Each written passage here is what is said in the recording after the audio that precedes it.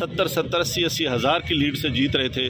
हमने उनको हरवाया है और उनके ऊपर जाली मोहरें लगा के सबको हरवाया। कमिश्नर साहब, जब जाली मोहरें लग रही थी उस वक्त आपने किसी से कहा कि ये सब कुछ हो रहा है, गलत हो रहा है, इसको रोका जाए? देखिए, मैं ये सारी इस गलतकारी की जिम्मेदारी अपने ऊपर ले रहा हूँ और साथ आपको बता रहा हूँ कि जो चीफ इलेक्शन कमिश्नर है, जो चीफ जस्टिस है, वो भी इस काम में पूरे शरीक। कमिश्नर साहब, सब कुछ होता रहा, ये इतना सब कुछ हुआ, आखिर किसके कहने पर होता रहा? आप क्यों प्रेशर में थे? किसने ऐसा किया? मेरे ऊपर कोई दबाव नहीं है। मेरे बाप दादा भी अंग्रेजों के खिलाफ और सिखों के खिलाफ जंगें करते रहे हैं, लड़ते रहे हैं ये मुल्क बनाने के लिए।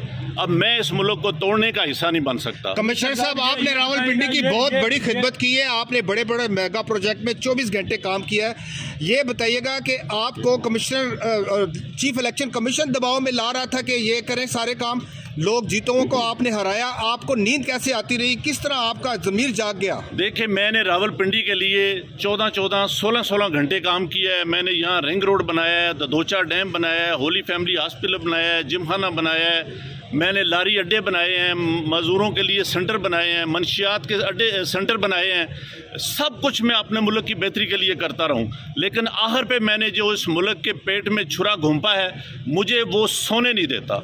मैं ये सुकून की मौत मरना चाहता हूँ। मैं जो मैंने जुल्म किया है, मुझे उसकी सजा मिलनी चाहिए और बाकी भी इस जुल्म में जो लोग शामिल हैं, पुलिस भी शामिल है, उनके नाम बताएंगे जो लोग आज यहाँ पर थे, सीनियर अफसरान जो भी थे।